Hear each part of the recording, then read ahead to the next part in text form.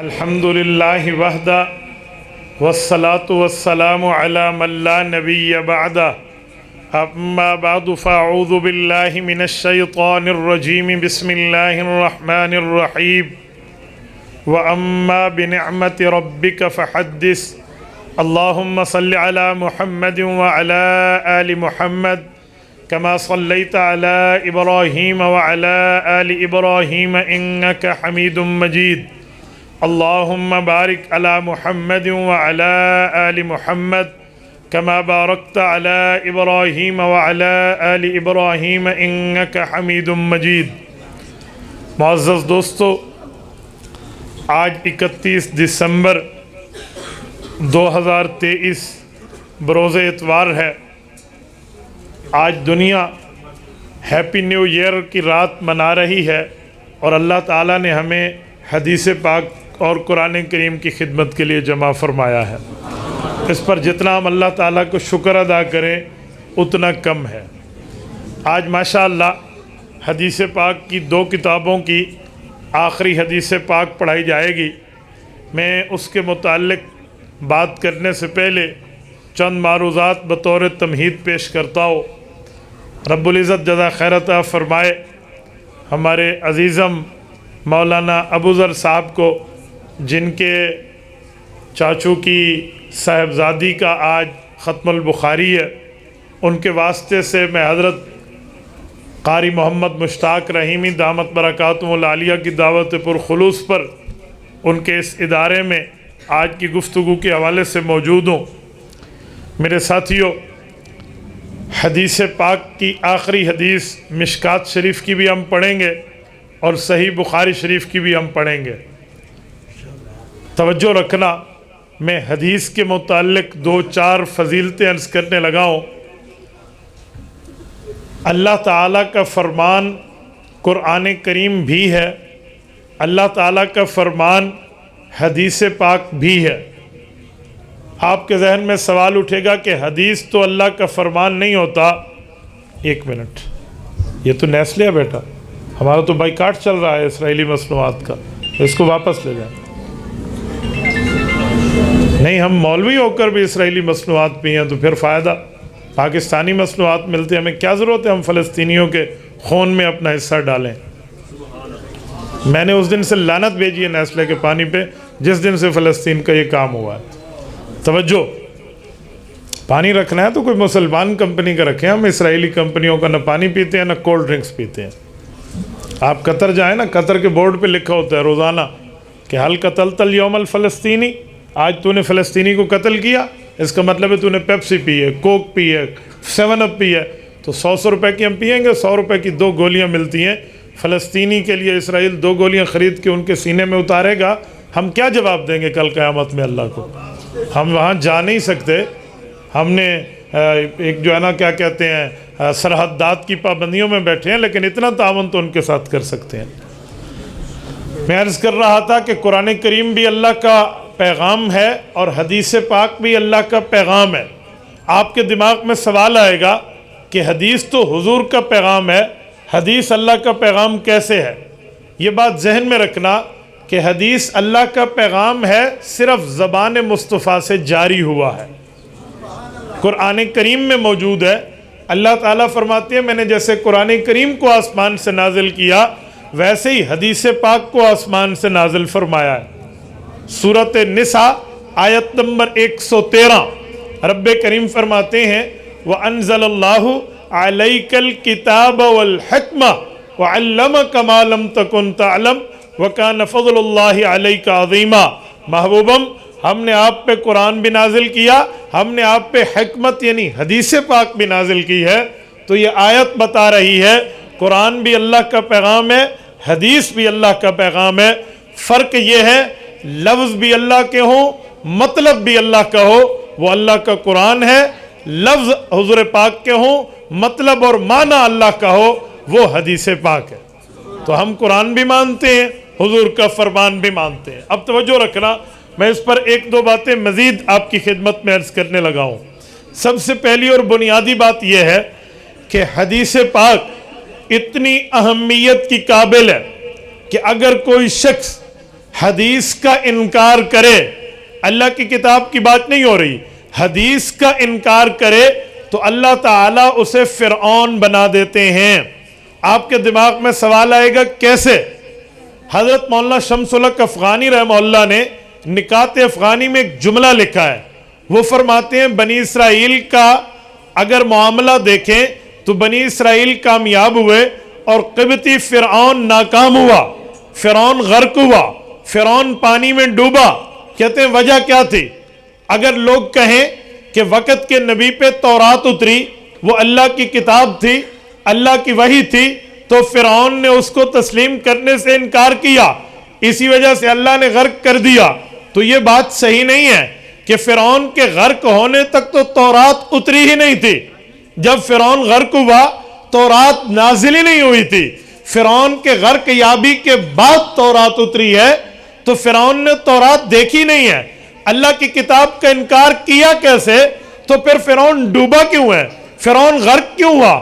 وَأَغْرَقْنَا آلَ فِرْعَوْنَ وَأَنْتُمْ تَنْظُرُونَ، قرآن سورت نمبر 2 سورت البقرہ کے رکوع نمبر 4 کے اینڈ میں کہہ رہا ہے کہ ہم نے فرعون کو غرق کیا اور بنی اسرائیل نے اپنی آنکھوں سے دیکھا۔ تو فرعون غرق ہوا ہے، تورات تو نہیں اتری، تو اللہ کی کتاب اس نے دیکھی نہیں، جب دیکھی نہیں تو انکار نہیں کیا، تو غرق کیوں ہوا؟ وہ کہتے ہیں ایک ہی وجہ ہے کہ فرعون حدیث موسیٰ کا انکار کر رہا تھا۔ حدیث کی اتنی اہمیت ہے، حدیث کی اتنی ویلیو ہے، حدیث کا اتنا مرتبہ ہے، حدیث کا اتنا درجہ ہے، حدیث پاک کی اتنی حیثیت ہے کہ اگر کوئی اس کا انکار کرے تو اللہ اسے فرعون بنا دیتے ہیں۔ اور حدیث پاک کے حوالے سے میں تیسرا پوائنٹ عرض کرنے لگا ہوں، حدیث پاک کی اہمیت یہ ہے کہ جس کو اللہ تعالی اپنی بات فرماتے ہیں، آپ کہیں گے کیسے؟ توجہ رکھنا، قرآن کریم سورۃ نجم آیت نمبر 3 آیت نمبر 4 رب کریم فرماتے ہیں وَمَا يَنْتِقُ عَنِ الْهَوَىٰ إِنْ هُوَ إِلَّا وَحْيٌ يُوحَىٰ، رسول اللہ بولتے ہیں، ینتق آپ علیہ السلام بات فرماتے ہیں، عن الہوا اپنی مرضی سے نہیں، ان ہوا الا وحی یوحا اس وحی کے ذریعے جس کا حکم اللہ نے کیا ہے، یعنی نبی کی حدیث کو بھی اللہ نے وحی فرمایا ہے۔ فرق یہ ہے قرآن وحی مطلوع ہے، حدیث وحی غیر مطلوع ہے، تو اس بنیاد پہ حدیث بھی اللہ کی طرف سے حضور پاک پر نازل ہوئی۔ نمبر 4، قرآن کریم کے بعد حدیث پاک کی چوتھے نمبر پہ عظمت بیان کرنے کے لیے میں آپ کی خدمت میں ایک نکتہ رکھتا ہوں۔ حدیث پاک وہ ہے جس کو اللہ تعالیٰ نے نبی کی ذمہ داریوں میں احسان قرار دیا ہے۔ آپ کہیں گے کہاں؟ جو میں نے آپ کے سامنے سورت نمبر 93 آیت نمبر 11 خطبے میں پڑھی ہے، سورت والضحیٰ کی آخری آیت، اس آیت میں رب فرماتے ہیں وَأَمَّا بِنِعْمَةِ رَبِّكَ فَحَدِّثْ، محبوبم جو آپ پہ رب نے رحمت کی ہے اس کو حدیث میں بیان فرمائیے۔ فحدث، علامہ شبیر احمد عثمانی رحمہ اللہ نے فضل الباری شرح بخاری جلد اول میں لکھا ہے کہ حدیث فحدث سے مشتق ہے۔ رسول اللہ کی حدیث کو رب نے بنعمت ربک فرما کر بیان کرنے کا حکم دیا ہے، تو حضور کی حدیث حضور پہ بیان کرنا بھی لازم ہے، اور آپ کے لیے میرے لیے اللہ کی طرف سے نعمت بھی ہے۔ اور حدیث پاک کا 5واں پوائنٹ، قرآن کریم کو ہم دیکھیں تو حدیث پاک قرآن کریم کی تشریح بنتی ہے، قرآن کی وضاحت کا نام ہے، قرآن کی تشریح کا نام ہے۔ آپ کہیں گے کیسے؟ رب کریم نے فرمایا سورۃ انعام میں وَأَنزَلْنَا إِلَيْكَ ذِكْرًا لِتُبَيِّنَ لِلنَّاسِ مَا نُزِّلَ إِلَيْهِمْ، محبوبم قرآن ہم نے آپ کی طرف نازل کیا، اس قرآن میں کیا لکھا ہوا ہے؟ لِتُبَيِّنَ لِلنَّاسِ، وضاحت آپ نے کرنی ہے۔ اس قرآن میں کیا حکم ہے؟ تشریح آپ نے کرنی ہے۔ اس قرآن میں کیا بتایا گیا ہے؟ تشریح، تفسیر، وضاحت، ایکسپلینیشن وہ آپ نے فرمائی ہے۔ لِتُبَيِّنَ لِلنَّاسِ، فرمائیں گے آپ مَا نُزِّلَ إِلَيْهِمْ کہ لوگوں کے لیے کیا نازل ہوا، حکم کیا ہے، احکام کیا ہے، رب کا فرمان کیا ہے، اللہ کی طرف سے احکامات کی پابندی کیا ہے، وہ آپ نے بیان فرمانی ہے۔ تو لِتُبَيِّنَ لِلنَّاسِ مَا نُزِّلَ إِلَيْهِمْ میں تبیین قرآن، تفسیر قرآن، تشریح قرآن، وضاحت قرآن، یہ حضور کی حدیث ہے اور یہ 5ویں نمبر پہ حدیث کی فضیلت ہے۔ آؤ چھٹا پوائنٹ، اگر ہم حدیث پاک کی طرف دیکھیں تو ایک فضیلت مزید بھی نظر آتی ہے۔ اللہ تعالی نے نبوت کے فرمان کو اتنی حیثیت دی ہے کہ اللہ قرآن میں فرماتے ہیں تمہیں میں کہوں تب بھی تم مانو، تمہیں نبی کہے تب بھی تم مانو، تمہیں نبی منع کرے تب بھی تم مانو، جو نبی دے دے تب بھی تم مانو۔ سورت نمبر 61 سورت الحشر آیت نمبر 7، سورت کا پہلا رکوع پارہ نمبر 28، رب کریم ارشاد فرماتے ہیں وَمَا آتَاكُمُ الرَّسُولُ فَخُذُوهُ وَمَا نَهَاكُمْ عَنْهُ فَانْتَهُوا، فرمائے لوگو نبی جو دے دے تم لے لو، جس سے نبی روک دے اس سے رک جاؤ، نبی دے دے لے لو، نبی روک دے رک جاؤ۔ یہ فرمان پیغمبر، امر پیغمبر، نہی پیغمبر اور رسول اللہ صلی اللہ علیہ وسلم کا حکم اور حضور کی منع کی طرف اشارہ ہے، تو حضور کا حکم بھی حدیث ہے، حضور کی منع بھی حدیث ہے۔ 7ویں نمبر پہ اگر ہم غور کریں تو رسالت مآب علیہ السلام کے حدیث کی اہمیت رب کریم نے یوں بیان فرمائی کہ تم میری بات بھی مانو، نبی کی بات بھی مانو۔ اللہ نے سورۃ النساء آیت نمبر 61 میں یوں ارشاد فرمایا یا ایھا الذین آمنوا اطیعوا اللہ واطیعوا الرسول واولی الامر منکم، لوگو خدا کی مانو، لوگو مصطفیٰ کی مانو، لوگو فقہا کی مانو۔ رب کریم نے یہ تمام بات کرنے کے بعد فرمایا اے لوگو فَإِن تَنَازَعْتُمْ فِي شَيْءٍ فَرُدُّوهُ إِلَى اللَّهِ وَالرَّسُولِ، اگر تم میں قرآن اور سنت اور اجماع کے بعد فقہا میں کوئی اختلاف آئے، کوئی تنازع کھڑا ہو، کوئی objection آئے، کوئی اشکال آئے، کوئی questioning ہو، question mark ہو، تو اس کو ڈیزالو کرنے کے لیے، اس کے حل کے لیے، اس کی وضاحت کے لیے، اس سوال کے جواب کے لیے، اس آنسر کے کوسچن کے لیے، اس اشکال کے حل کے لیے فردوہ الی اللہ والرسول، تم اللہ سے پوچھو، اللہ کے رسول سے پوچھو، ذالک خیر و احسن تأویلا، یہ بہترین جواب ہے، زبردست انداز ہے۔ تو پتہ چلا قرآن سے مسئلہ حل کرانا، حضور کے فرمان سے مسئلہ حل کرانا، اس کا حکم بھی اللہ قرآن میں دیتا ہے۔ یہ 7ویں نمبر پہ حدیث کی فضیلت۔ 8ویں پوائنٹ پہ آتا ہوں، قرآن کریم سے حدیث پاک کی بات کو اگر ہم دیکھیں تو حدیث کی ویلیو قرآن کریم میں 8ویں نمبر پہ یوں موجود ہے کہ جو حکم حضور حدیث میں دے دیں، توجہ، جو حکم حضور حدیث میں دے دیں وہ آیت میں نہ ہو، پھر بھی اللہ فرماتے ہیں یہ حکم میرا ہے۔ میں ایک دفعہ پھر دوہرا رہا ہوں تاکہ میں اگلی دلیل دوں تو بات سمجھ آئے۔ حضور حکم دے، حدیث میں دے، قرآن میں نہ ہو تو اللہ پھر بھی فرماتے ہیں یہ حکم میرا ہے، میں نے دیا ہے۔ کہاں ہے؟ 8واں پوائنٹ پیش کرتے ہوئے سورت نمبر 2 سورت البقرہ، دوسرا پارہ پہلا صفحہ، آیت نمبر 145 46 47 تحویل قبلہ کی آیات ہیں۔ ان آیات کو اٹھائیے، جب رسالت مآب مدینہ طیبہ میں ہے، منہ مبارک نبوت کا شمال پاکستان کا بنتا ہے جسے ہم مسجد اقصیٰ بیت المقدس کہتے ہیں، اس طرف منہ کیا ہوا ہے، اور 17 مہینے ہو گئے ہیں نمازیں وہیں پڑھتے ہیں، لیکن دل میں یہ خواہش اٹھتی ہے، یہ نبی پاک علیہ السلام کی تمنا اٹھتی ہے، یہ نبی پاک علیہ السلام کی امنگ ہے کہ اللہ قبلہ بیت اللہ فرما دے، اللہ بیت اللہ کی طرف منہ کرنے کو حکم دے دے۔ تو رب کریم نے فرمایا آپ بے فکر رہیں، قد نرا تقلب وجہک فی السماء، ہم آپ کے چہرے کو، آپ کے چہرے کے اٹھنے کو بھی سمجھتے ہیں اور آپ کے دل کی خواہش کو بھی جانتے ہیں، ہم آپ کا وہی قبلہ جو آپ مانگ رہے ہیں وہی دیں گے۔ فَلَنُوَلِّيَنَّكَ قِبْلَةً تَرْضَاهَا، محبوبم جو آپ چاہتے ہیں، جس پہ آپ کی رضا ہے، جس پہ آپ کی خوشی ہے، وہی قبلہ آپ کو ملے گا۔ آیت اتری، نبوت علیہ السلام کے لیے خوشخبری، ہوا یہ بنو حارثہ کی مسجد ہے، نبی علیہ السلام ظہر کی امامت فرما رہے ہیں، بیت المقدس کی طرف منہ ہے، 2 رکعتیں پڑھ چکے ہیں، 2 رکعتوں کے درمیان التحیات قاعدہ اولا میں حکم آیا، محبوبم فولی وجہ کا شطر المسجد الحرام، बैतुल्लाह की तरफ मुंह कीजिए। हुजूर पाक उठे, बैतुल्लाह की तरफ मुंह फरमाया। सहाबा कराम भी पांव पे घूमे। यूं नहीं देखा कि हुजूर पाक ने क्यों मुंह किया है, बल्कि ये देखा हुजूर ने किधर मुंह किया है। जहां हुजूर ने मुंह फरमाया सहाबा ने वहीं किया। किबला बैतुल्लाह बन गया। कुफ्फार ने एतराज किया, पहले वो किबला अब ये किबला क्यों, वजह एतराज आया। तो रब्बे करीम ने जवाब दिया, फरमाया वमा जअलनल क़िबलतल्लती कुन्ता अलैहा, पहला हुक्म भी हमने दिया, ये हुक्म भी हमने दिया। कसूर के गयूरो, तुम वली की धरती के लोग हो। बाबा बुल्ले शाह का नाम दुनिया में आज भी गूंजता है। तवज्जो रखना, मैं एक नुक्ता देने लगा हो।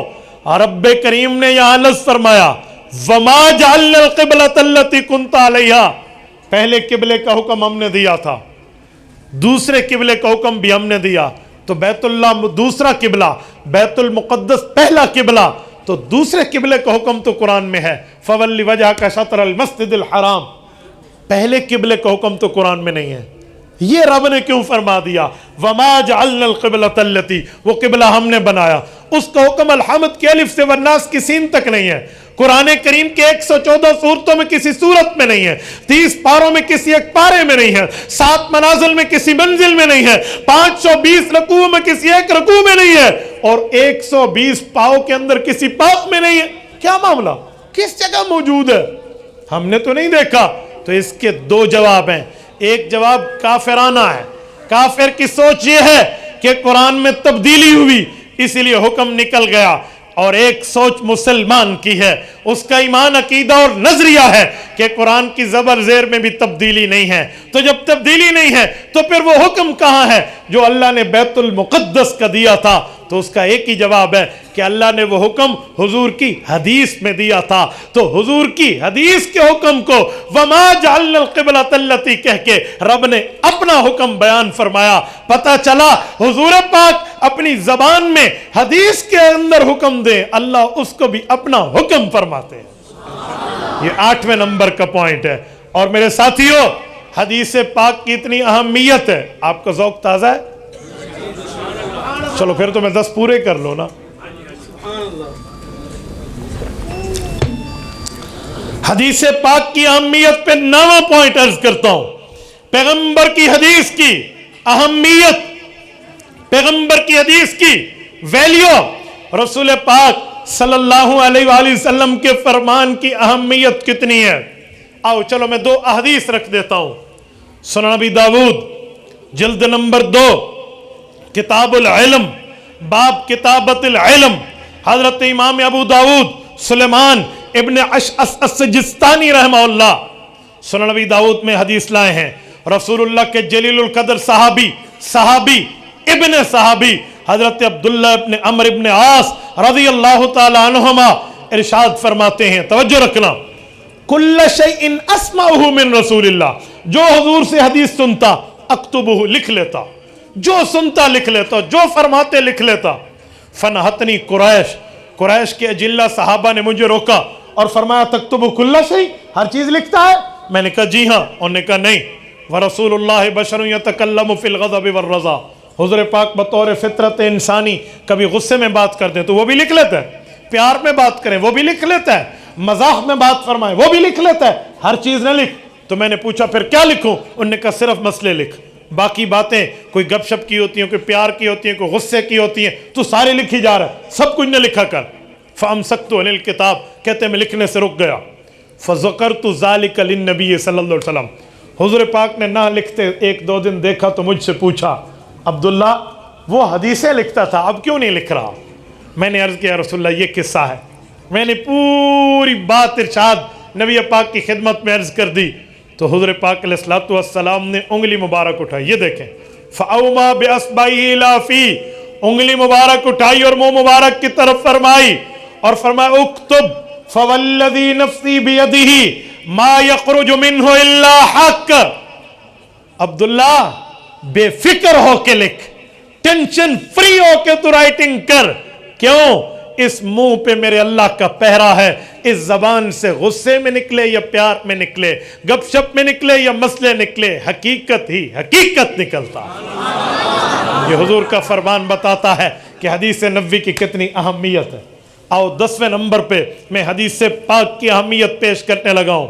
کوئی بندہ چاہتا ہے کہ میں کل قیامت میں عالم تو نہیں ہوں پر علماء کی صف میں اٹھوں، فقیہ تو نہیں ہوں فقہا کی صف میں اٹھوں، اور قرآن اور سنت کا بظاہر نگران نہیں ہوں لیکن نگران اور نگہبان کی صفوں میں اٹھوں، تو اسے چاہیے وہ حضور کے 40 حدیثوں کو یاد کر لے۔ 40 حدیثیں، کیونکہ میرے پاک نبی نے فرمایا من حفظ علی امتی 40 حدیثا فی امر دینہا بعثہ اللہ فقیہا وکنت لہو یوم القیامت شافعا و شہیدا۔ فرمائے لوگو تمہاری کوشش، خواہش، نیڈ، ضرورت، حاجت یہ ہو کہ کل قیامت میں تم فقہا کی صف میں اٹھو تو تم میرے 40 دین کے بارے میں احکام کی حدیثیں یاد کر لو، تمہیں 3 انعام ملیں گے۔ پہلا انعام، رب فقہا کی لسٹ میں تمہیں علماء کی لسٹ میں اٹھائے گا، اور دوسرا انعام، تمہارے ایمان کا گواہ بھی میں ہوں گا، تمہاری جنت کی سفارش بھی تمہارا نبی کرے گا۔ وَكُنْتُ لَهُ يَوْمَ الْقِيَامَةِ شَافِعًا وَشَهِيدًا۔ یہ 10 پوائنٹ میں نے آپ کی خدمت میں اس بنیاد پہ رکھے ہیں کہ میرے ساتھیوں، حدیث پاک کوئی عام نہیں ہے، اہم ہے۔ حدیث کوئی عام چیز نہیں ہے، اہم معاملہ ہے۔ ہاں یہ وہ حدیث ہے، یہ وہ فرمان ہے جس کی نگہبانی اللہ کرتے ہیں، قرآن کرتا ہے، اور مانے تو جنتی بن جائیں۔ اور حدیث رسول اللہ تو بڑی بات ہے، حدیث موسیٰ کے انکار کی بابت رب فرعون بنا دے تو حدیث ہے۔ حدیث موسیٰ کا انکار کیا تو وہ فرعون بنا۔ تو اس لیے حدیث کو کوئی عام چیز نہ سمجھو، یوں نہ سمجھے حدیث ایسی ہے، جی نہیں، اس حدیث پر میرے اللہ کا پہرا، اس حدیث پر میرے اللہ کی نگرانی، نگہبانی، اور جس پر پہرا خدا کا ہو اس کو کوئی غلط نہیں کر سکتا۔ یہی تو علامہ رحمہ اللہ نے ہمیں سمجھایا تھا کہ فانوس بن کے جس کی حفاظت ہوا کرے وہ شمع کیا بجھے جسے روشن خدا کرے۔ تو میرے دوستو، ہم حدیث پاک کی اہمیت، حدیث کی ویلیو، حدیث کے مرتبے کے حوالے سے یہاں جمع ہیں، اور ماشاءاللہ یہاں اب حدیث پاک، یہ مشکات شریف حدیث پاک کی اہم ترین کتاب ہے، عالم 7ویں درجے میں پڑھتا ہے۔ مشکات المصابیح، لفظی ترجمہ یہ ہے کہ ایک چھوٹا سا روشن دان ہو، اس میں چراغ جل رہا ہو، اسے مشکات المصابیح کے نام سے یاد کیا جاتا ہے۔ تو یہ حدیث پاک کی کتاب آج جن خوش نصیب نے پڑھ لی ان کے لیے آخری حدیث پاک کا درس ہے۔ اس آخری حدیث میں نبی اقدس صلی اللہ علیہ وسلم نے کیا بات ارشاد فرمائی ہے، یہ میں آپ کی خدمت میں حدیث پاک کے الفاظ سے، رسول اللہ صلی اللہ علیہ وسلم کے فرمان سے، رسول اللہ کی زبان اقدس سے پیش کرنے لگا ہو۔ اللہ تعالیٰ کے نبی نے اس حدیث پاک میں آپ کے اور میرے لیے بھی بڑا سامان فرمایا۔ اس امت کو رتبہ، مقام، مرتبہ، درجہ، حیثیت، ویلیو کو بھی ارشاد فرمایا۔ یہ صحابی رسول ہیں، بہز بن حکیم عن ابیہ عن جدہ رضی اللہ عنہ، حضرت بہز فرماتے ہیں مجھے میرے والد حکیم نے، ان کو ان کے والد معاویہ نے، معاویہ کو ان کے والد حیدہ قشیری رضی اللہ تعالیٰ عنہ نے یہ حدیث پاک سنائی۔ انہ سمع رسول اللہ صلی اللہ علیہ وسلم، انہوں نے اللہ کے رسول سے یہ حدیث پاک سنی۔ یقول فی قولہ تعالی، حضور نے حدیث بھی سنائی، قرآن کی آیت کی تشریح بھی سنائی۔ حضور پاک نے فرمایا لوگو، رب کریم نے قرآن میں فرمایا کنتم خیر امت اخرجت للناس، تم بہترین امت ہو لوگوں کی نفع رسانی کے لیے، اللہ نے تمہیں بھیجا ہے۔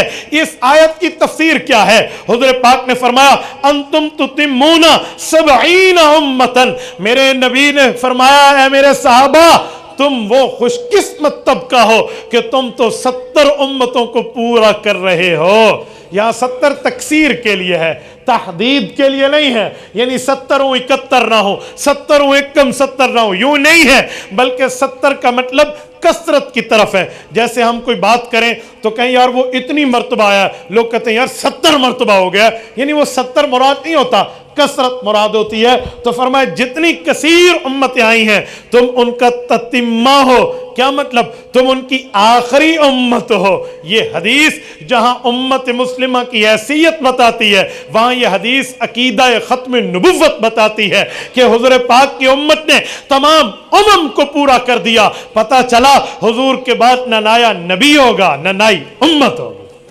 انتم تتمون 70 امہ، تم ساری امتوں کو کمپلیٹ کر رہے، مکمل کر رہے۔ تکمیل امم تم لوگوں سے ہو رہی ہے۔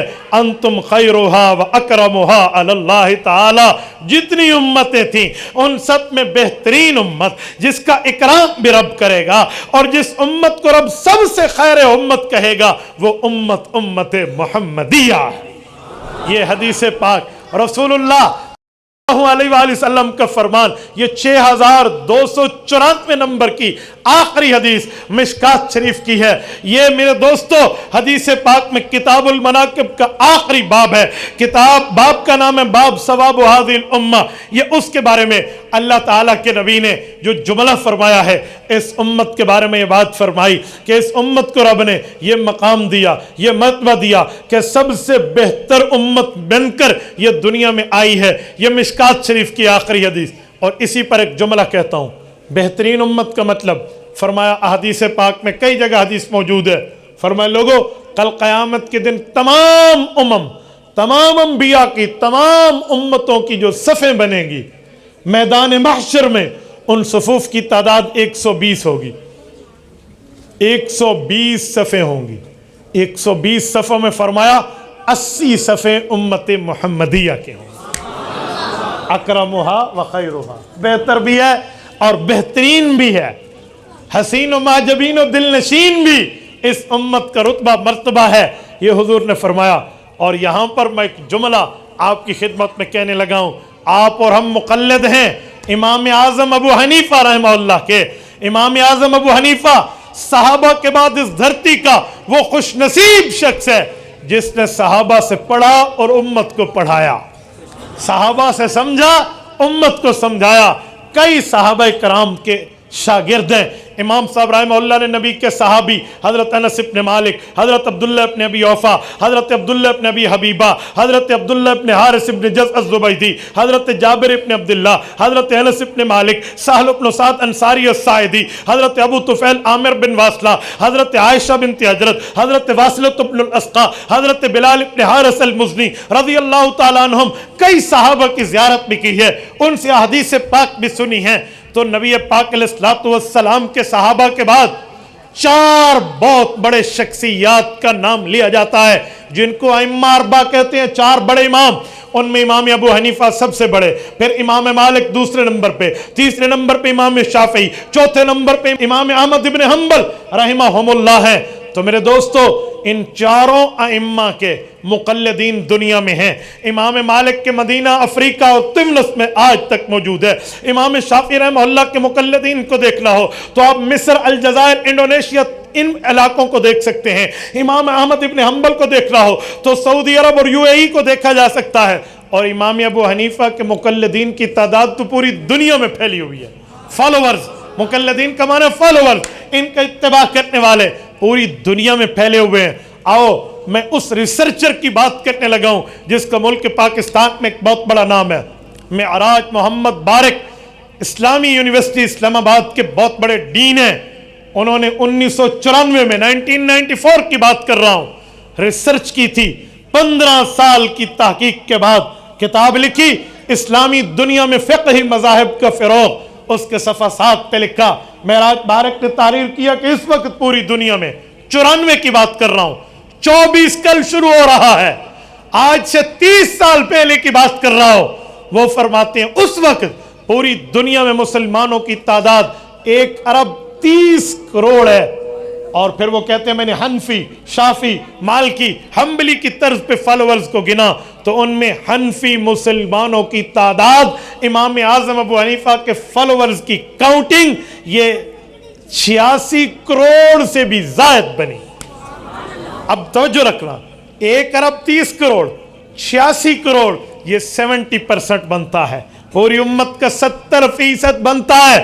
آؤ اس حدیث پاک میں جو سمجھانے لگا تھا کہ انتم تتمون 70 امہ، تم 70 امتوں کو پورا کر رہے ہو، کئی امتیں تکثیر میں فرمایا، اور پھر فرمایا 120 صفیں ہوں گی جن میں 80 صفیں امت محمدیہ کی ہیں، تو 80 صفیں حضور کی امت کے ہیں، اس کا 70% امام ابو حنیفہ کا فالوورز ہے، نکالیں تو 80% کا 70 اگر محتاط اندازے میں نکالیں تو 65 اور 60 بنتا ہے۔ تو پتہ چلا کل قیامت میں حضور پاک کی امت کی 80 صفیں ہوں گی جن میں 65 سے 70 صفیں امام ابو حنیفہ نے حضور کی جھولی میں ڈالے ہیں، 70%۔ تو میرے دوستو، یہ مشکات شریف کی حدیث پاک کے حوالے سے میں نے آپ کی خدمت میں ان خوش نصیبوں کے لیے جنہوں نے حدیث پاک کو پڑھا ہے آخری حدیث کا درس دیا۔ یہ حدیث پاک کی کتاب صحیح البخاری ہے، الصحیح المسند، الصحیح المسند، المسند المختصر من امور رسول اللہ صلی اللہ علیہ وسلم وسننہ وایامہ، مکمل اس کا نام ہے، عام طور پہ اسے صحیح البخاری کہتے ہیں۔ اس میں کئی احادیث موجود ہیں۔ امام بخاری رحمہ اللہ کے حدیث کی تعداد کم از کم کوئی 10,000 کے لگ بھگ جاتی ہے۔ اگر ہم اس کی کاؤنٹنگ مقررات کو نکال کے کریں تو 4,000 سے زائد پیغمبر کے فرامین بنتے ہیں۔ ان فرامین میں آخری حدیث میں آپ کی خدمت میں رکھنے لگا ہوں۔ میں بات آپ کی خدمت میں کر رہا تھا، یہ حدیث پاک کی کتاب صحیح بخاری ہے۔ اب اس صحیح بخاری کی آخری حدیث، آخری باب، آخری کتاب سے پڑھی جا رہی ہے، یہ میں آپ کی خدمت میں رکھتا ہوں۔ حدیث پاک میں صحیح بخاری کا رتبہ سیاستہ میں بہت بڑا ہے، یہ اس کا آخری کتاب ہے، اس کا نام ہے کتاب التوحید والرد علی الجہمیہ۔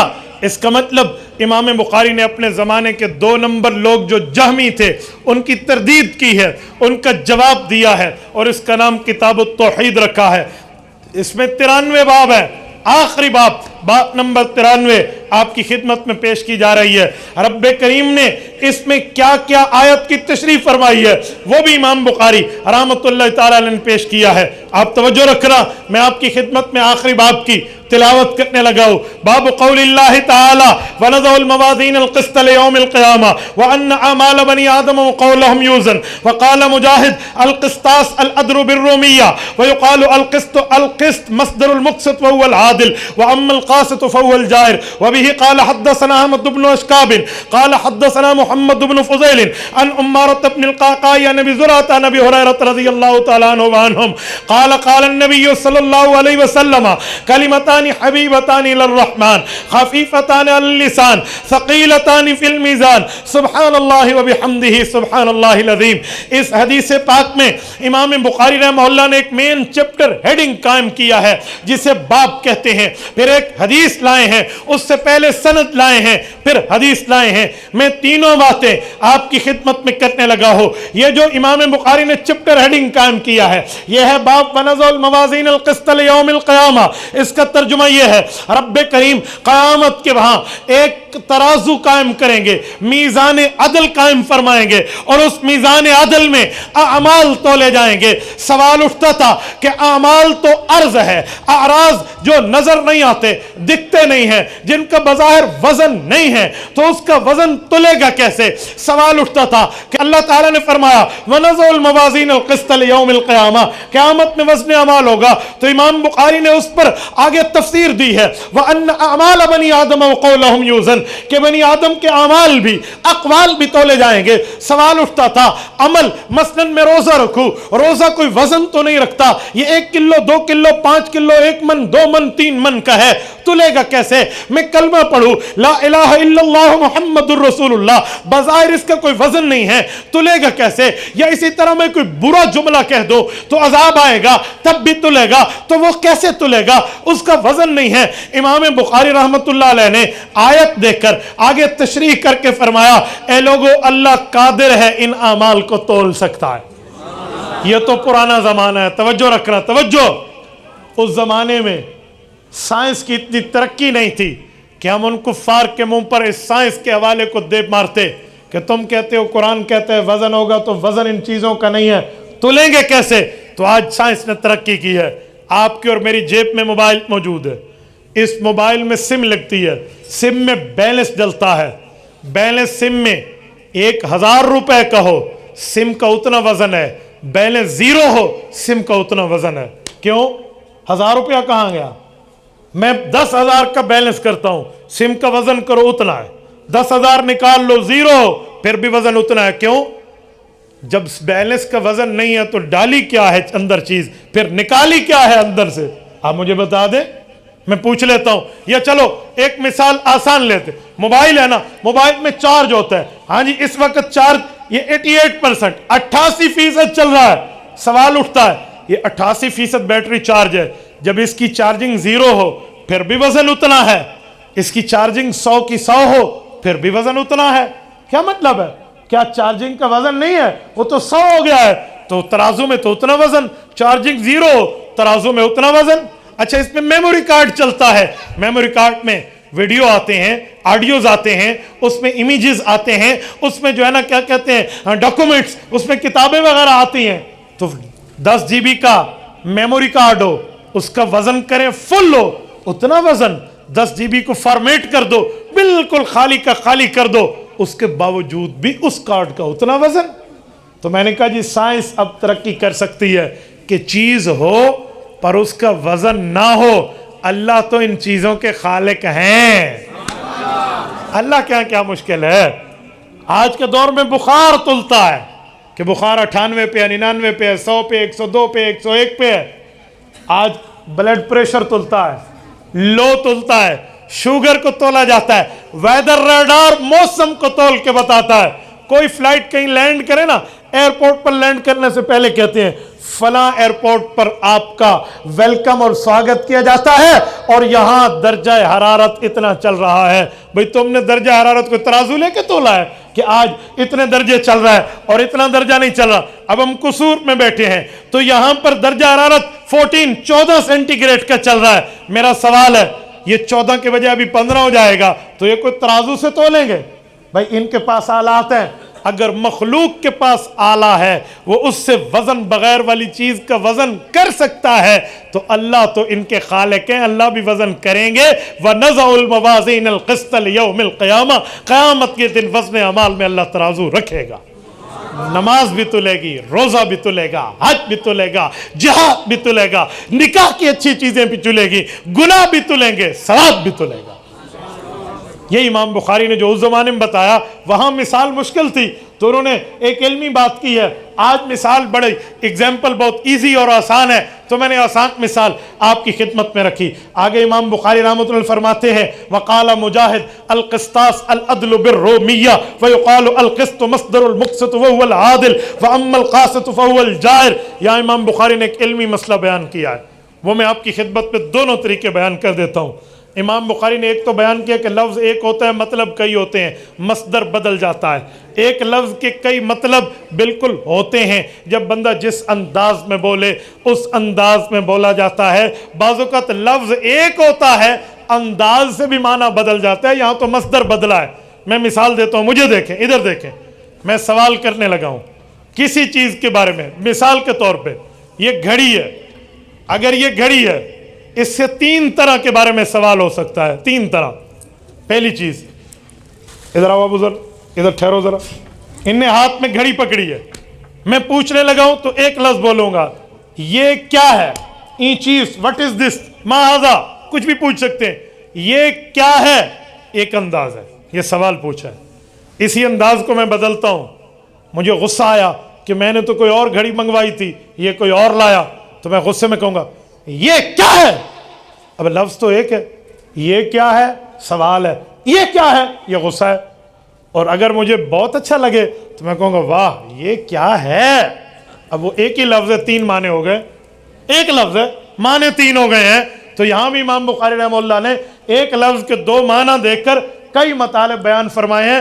فرمائے لوگوں وَأَمَّا الْقِسْطَاسِ الْعَدْلُ بِالرُّومِيَّةِ، قسط اور قسط دونوں کا معنی ہے، ایک سے معنی انصاف بنتا ہے، ایک سے معنی نا انصافی بنتی ہے، تو دونوں مطلب امام بخاری نے بتائے۔ ایک بات تو یہ ہے۔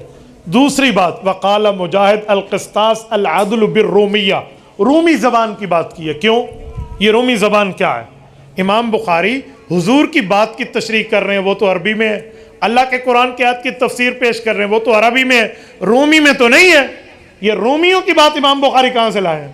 اس کا ایک جواب تو وہ ہے جو عام طور پہ علماء دیتے ہیں کہ امام بخاری نے دوسری زبان کا معنی بھی بتا دیا، اور ایک جواب وہ ہے جو میں جدید دور میں سمجھانے لگا ہوں، وہ یہ ہے کہ رومی کو عربی میں کہتے ہیں بنی اصفر۔ بنی اصفر یہ انگریز کے معنی میں ہے، تو اللہ تعالیٰ نے یہ لفظ ان کے بارے میں جو قرآن کریم میں میزان کے بارے میں لفظ اتارا، اس کی تشریح میں امام بخاری یہاں معنی لائے ہیں کس چیز کا؟ رومیوں کا۔ تو روم اس زمانے میں انگریز ہے، تو امام بخاری گویا دوسرے لفظوں میں ہم سمجھانا چاہیں تو سمجھا سکتے ہیں کہ اگر دین سمجھانے کے لیے انگریز کی زبان سیکھنی پڑے تو سیکھ لو۔ قرآن سمجھانے کے لیے رومی زبان استعمال کی ہے، قرآن سمجھانے کے لیے۔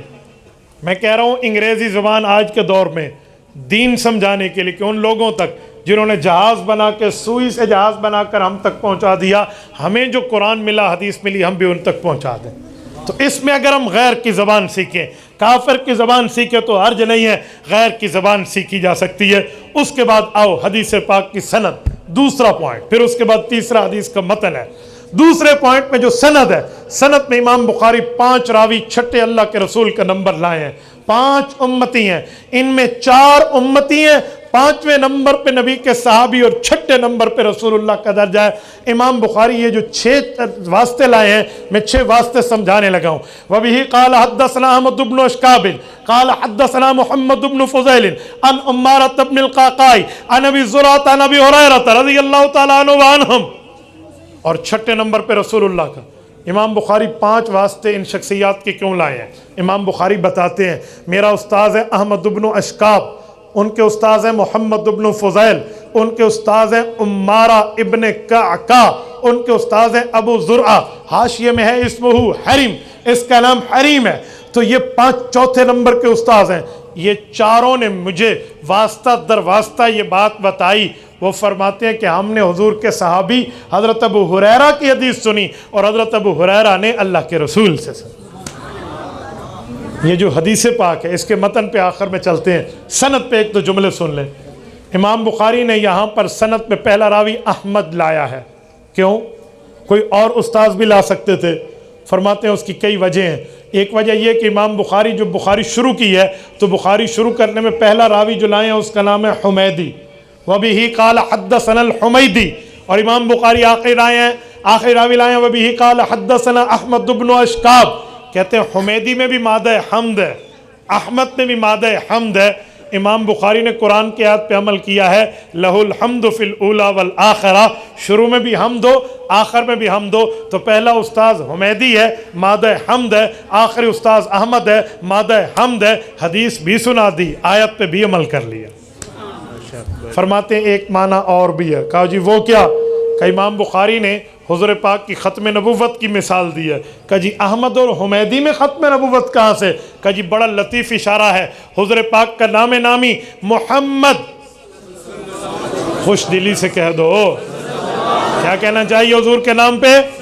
صلی اللہ علیہ وسلم، اس عقیدے اور نظریے اور محبت کے ساتھ کہ ادھر سے ہمارے درود کو کون لے جائیں گے حضور تک؟ بولیے بولیے، کون لے جائیں گے؟ اور قبر پہ پڑھنے کی اللہ توفیق دے گا حضور کی، تو پھر آقا خود سنیں گے۔ اللہ ہم سب کو توفیق عطا فرمائے، اللہ آپ کی برکت سے ہمیں بھی توفیق عطا فرمائے۔ میرے ساتھیوں، تو امام بخاری نے عقیدہ ختم نبوت کی وضاحت کی۔ کہا جی وہ کیسے؟ کہا جی ختم نبوت میں حضور کا نام محمد ہے صلی اللہ علیہ وسلم، معنی تعریف والا نبی، اور تعریف تو آخر میں ہوتی ہے ہمیشہ، شروع میں کوئی تعریف، کھانا میں نے کھایا نہیں ہے تو تعریف کیسے کروں گا؟ کھا لوں گا تو پھر تعریف کروں گا۔ جلسہ میں نے دیکھا نہیں ہے تو تعریف کیا کروں گا؟ دیکھ لوں گا، اینڈ پہ تعریف کروں گا۔ ایک بندے کے ساتھ کاروبار کیا نہیں ہے تو جانتا کیسے ہو؟ جان لوں گا تو تب تعریف کا محل آخر ہے، تو حضور پاک کا نام محمد صلی اللہ علیہ وسلم تعریف والا، تو تعریف آخر میں ہے۔ آسمان پہ نام یأتی من بعد اسمہ احمد ہے، احمد تعریف والا مانا آخری نبی ہے۔ حضور کو امت ملی ہے، امت کا نام امت حمادون ہے، مادہ حمد ہے مانا آخری امت۔ حضور پاک علیہ السلام پہ قرآن اترا، پہلی سورت اقرا لکھی ہوئی الحمد، حمد کا مانا تعریف، تعریف کا مانا آخری، پتہ چلا آخری نبی کی آخری کتاب ہے، اسی لیے الحمد سے شروع ہو رہی ہے۔ قیامت میں حضور کو جھنڈا ملے گا، اس جھنڈے کا نام ہوگا لواء الحمد، تعریف والا، پتہ چلا آخری نبی کا آخری جھنڈا۔ اور جو مقام حضور کو ملے گا وَبَعَثْنَا مَقَامًا مَحْمُودًا، اس مقام کا نام مقام محمود ہے، محمود میں بھی مادہ حمد ہے، پتہ چلا آخری نبی کا آخری مقام۔ تو کہتے ہیں وہ حمد والی امام بخاری نے اتباع کی، پہلا راوی حمیدی لائے، آخری راوی احمد لائے، تاکہ ختم نبوت کا نظریہ بھی ثابت ہو جائے۔ امام بخاری رحمۃ اللہ علیہ نے ایک اشارہ اور بھی دیا ہے، پہلا راوی حمیدی لائے ہیں، حمیدی کا اصل نام کیا ہے؟ حاشیہ میں موجود ہے، ہوا عبداللہ ابن زبیر المکی، اور آخری راوی ابو ہریرہ لائے ہیں۔ حضرت ابو ہریرہ کا اصل نام ہے عبد الرحمن بن سخر المدنی، پہلا راوی مکہ کا، آخری راوی مدینہ کا۔ کیوں؟ وجہ کہتے ہیں امام بخاری نے پہلی حدیث میں یہ دعویٰ فرمایا تھا، باب کیف کان بدء الوحی علی رسول اللہ صلی اللہ علیہ وسلم، حضور پر وحی کیسے شروع ہوئی؟ پھر امام بخاری نے دلیل دی، اشارہ دیا، پہلا راوی مکی، حدیث پاک کی طرف اشارہ کہ وحی شروع مکہ سے ہوئی، آخری حضرت ابو ہریرہ مدنی، اشارہ دیا وحی کا اختتام مدینہ میں ہو۔ اچھا، پہلا راوی حمیدی ہے، نام عبداللہ ہے، آخری راوی حضرت ابو ہریرہ ہے، نام عبد الرحمن ہے۔ کیوں؟ عبداللہ سے شروع، عبد الرحمن پہ ختم۔ وجہ ابو داؤد میں حدیث پاک ہے، حضرت حیدر کرار رضی اللہ فرماتے ہیں میرے پاک نبی نے فرمایا احب الاسماء الی اللہ عبد اللہ و عبد الرحمن، فرمایا اللہ کے محبوب ناموں میں ایک نام عبداللہ ہے، ایک نام عبد الرحمن ہے۔ تو امام بخاری نے اس حدیث پہ عمل کیا، بخاری شروع کی اللہ کے محبوب نام عبداللہ سے، اور بخاری ختم کی اللہ کے محبوب نام عبد الرحمن پہ، وہاں بھی محبوبیت، یہاں بھی محبوبیت۔ میرے ساتھیو، امام بخاری 4 راوی شروع میں جو استاذ لائے ہیں، یہ کون ہے؟ احمد بن اشکاب، محمد بن فضیل، عمارۃ بن القعقاع، ابو زرع۔ امام بخاری کی بخاری شریف کی شرح ہے جس کا نام ہے الکواکب الدراری، عام زبان میں سے کہتے ہیں شرح کرمانی، 25 جلدوں میں ہے، 25ویں جلد میں لکھا ہے فی سندہ لطائف، اس سند میں بڑے نقطے ہیں۔ الاولا کہتے ہیں پہلا نقطہ یہ ہے اربعۃ کلہم کوفیون، یہ چاروں کے چاروں راوی امام ابو حنیفہ کے شہر کے رہنے والے ہیں۔ حضرت مولانا محمد امین صفدر اکاڑوی رحمہ اللہ فرماتے تھے کہ امام بخاری نے جاتے جاتے ہمیں ابو حنیفہ کے حوالے کر دیا، آخری راوی امام حنیفہ کے علاقے کے لا کر۔ اور میرے دوستو، اس کے بعد حضرت ابو ہریرہ کے بعد رسول اللہ تک یہ جملہ پہنچا۔ یہ دوسرا پوائنٹ، تیسرا اور آخری پوائنٹ، حدیث پاک کے متن پہ آؤ، نبی پاک علیہ السلام نے حدیث فرمائی ہے، میں حدیث بھی پڑھتا ہوں، ترجمہ بھی کرتا ہوں، ترجمے پہ غور کرنا۔ حضور پاک نے فرمایا کلمتان حبیبتان، اے لوگو 2 باتیں تمہیں سنا رہا ہوں، 2 کلمے سنا رہا ہوں، حبیبتان الی الرحمن، جو اللہ کو بہت پیارے ہیں، بہت پیارے ہیں۔ تو صحابہ کے دماغ میں سوال اٹھا، اللہ کو جو 2 کلمے بہت پیارے ہیں وہ بڑے مشکل ہوں گے، ہم کو 2 کلمے کیسے پڑھیں گے جو اللہ کو بہت محبوب ہے، تو بڑے مشکل ہوں گے۔ حضور نے فرمایا نہیں، خفیفتان علی اللسان، زبان پر بڑے ہلکے ہیں، ایزی تم اس کو پڑھ سکتے ہو، آسان اس کو پڑھ سکتے ہو۔ تو پھر سوال اٹھا، اچھا جب زبان پہ ہلکے ہیں تو ان کا ثواب بھی بڑا ہلکا ہوگا، ثواب بھی بڑا تھوڑا ہوگا؟ فرمایا جی نہیں، ثقیلتان فی المیزان، ان کا ثواب اتنا زیادہ ہے کہ ترازو کے پلڑے کو جھکا کے رکھ دیں گے۔ یہ ثقیلتان فی المیزان میں موافقت باب ہو گئی کہ باب میں ونضع الموازین القسط ہے، اور ادھر ثقیلتان فی المیزان ہے، وہ موازین میزان کی جمع، تو یہاں میزان کی بات ہوئی، تو باب اور متن ایک ہو گیا۔ اچھا وہ کلمے کیا ہے؟ فرمایا سبحان اللہ و بحمدہ سبحان اللہ العظیم۔ یہ 2 کلمے کہو، زبان پہ ہلکے، وزن میں بھاری، اللہ کو محبوب اور واہ واہ کلمے ہیں۔ آپ اور ہم سب بھی کہہ دیں سبحان اللہ و بحمدہ سبحان اللہ العظیم۔ میرے ساتھیو، میں اس حدیث پاک کے اختتام پر اپنے تمام بہن بھائیوں کو مبارک پیش کرتے ہوئے इस सबक को पूरा कर रहा हूँ, लेकिन आप लोगों से भी दो बातें करता हूँ। हमने आपको आखिरी हदीस में क्यों बुलाया? जिस शेखुल हदीस ने ये सारी बुखारी तलबा और तालिबात को पढ़ा दी, वो आखिरी हदीस कमरे में नहीं पढ़ा सकता था? यहाँ मजमा क्यों लगाया? आपको क्यों बुलाया खत्मे बुखारी में? क्या कमरे में बैठे हुए आखिरी हदीस नहीं आती थी? हमें पूरी बुखारी पढ़ा दी, ठीक है, आखिरी हदीस के लिए बाहर से बंदा बुलवाया, वजह? तुम्हें बड़े आदमी का जवाब नकल करने लगाओ। आपके और हमारे ये लाहौर जामिया अशरफिया लाहौर, बहुत बड़ा नाम, शेखुल हदीस हज़रत मौलाना अब्दुल रहमान अशरफी रहमहुल्लाह का। हज़रत मौलाना अब्दुल रहमान अशरफी ख़त्मुल बुखारी पे यही सवाल उठा के जवाब दिया करते थे। अल्लाह उनकी कब्र पे करोड़ों अरबों रहमतें नाज़िल फरमाए। हज़रत मौलाना अब्दुल रहमान फरमाते, लोगों हमें आखिरी हदीस कमरे में बैठ के पढ़ानी भी आती है, इधर क्यों बुलाया? तो फरमाते हैं, सुनो, तुम लोग हो मसरूफ़, तुम हो दुकानदार, तुम हो दुनिया के मामलात में, अपने कारोबार में, अपने अपने काम धंधों में शामिल हो, तुम हमारे साथ पूरा साल बैठ के हदीस नहीं पढ़ सकते। हम तुम्हें आखिरी हदीस में इसलिए बुलाते हैं कि 4 रकात में आखिरी अत्तहियात में जमात में भी जो मिल जाए उसे भी जमात का सवाब मिल जाता है, तो तुम्हें भी हदीस का सवाब मिल जाए। वरना हमें भी कमरे में बैठ के पढ़ाना आता है, आपको इस सवाब में शामिल किया है। और दूसरी और आखिरी बात, और फिर बात ख़त्म, यही हदीस मिशकात में भी और यही हदीस बुखारी किताबुल अदब में भी मौजूद है। और उधर हुजूर पाक की हदीस, इसी में एक आगे फजीलत भी लिखी है। हुजूर फरमाते हैं, जो लफ्ज़ है सुबहानल्लाहि व बिहम्दिही, फरमाया ये जुमला जो बंदा दिन में सिर्फ ये एक जुमला सुबहानल्लाह व बिहम्दी सुबहानल्लाह अज़ीम भी है, लेकिन अगर सिर्फ पहला जुमला सुबहानल्लाहि व बिहम्दिही, पहला जुमला एक बंदा एक दिन में 100 मरतबा पढ़ ले, सुबहानल्लाह व बिहम्दी सुबहानल्लाह व बिहम्दी, सिर्फ ये पहला जुमला, कितनी मरतबा? 100। मन क़ाल फ़ी यौमिही मियत मर्रतन, 100 मरतबा दिन में पढ़ ले, हतत अनहु खताया, अल्लाह उसके गुनाहों को बख्श देगा। व इन कानत मिस्ल ज़बदिल बहर, चाहे समंदर की झाग के बराबर गुनाह क्यों ना। तो आज हमने ये हदीस पढ़ी है, तो हमें चाहिए हम इस हदीस पे अभी यहाँ बैठे हुए अमल करें। घड़ी पे देख के 1 मिनट ज़्यादा बता रहा हूँ, उससे भी कम वक्त लगता है। घड़ी पे देख कर 1 मिनट से भी कम वक्त लगता है 100 मरतबा पढ़ने पे। मेरा तो तजर्बा है, यहाँ हाथ उठाएं, उंगलियों पे पढ़ना शुरू कर दें, जैसे हम तस्बीहात फातिमा पढ़ते हैं, अभी पढ़ना शुरू कर दें सुबहानल्लाह व बिहम्दी सुबहानल्लाह, ये 100 मरतबा अभी 1 मिनट में हो जाएगा, तो फजीलत भी हासिल हो जाएगी कि एक पूरे दिन में अगर समंदर की झाग के बराबर गुनाह हो तो रब माफ़ कर देगा। तो मेरी बहनें भी पढ़ें, आप भी पढ़ें, फिर उसके बाद इंशाअल्लाह दुआ करेंगे। बिस्मिल्लाह।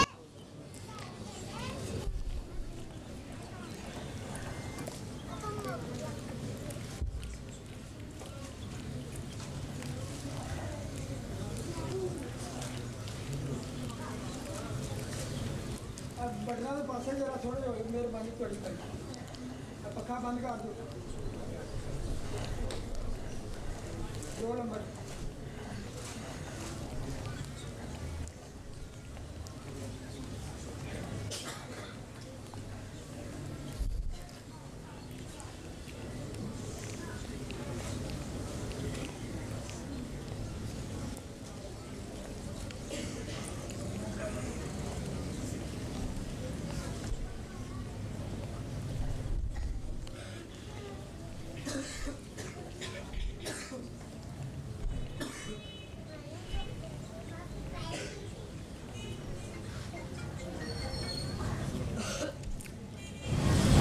देखो पूरा हो गया और 1 मिनट पूरा हो रहा है, तो रोज़ाना की बुनियाद पे करेंगे ना इंशाअल्लाह।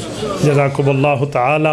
अक़ूलु क़ौली हाज़ा व अस्तग़फ़िरुल्लाह व आख़िरु दअवाना अनिल हम्दुलिल्लाहि रब्बिल आलमीन।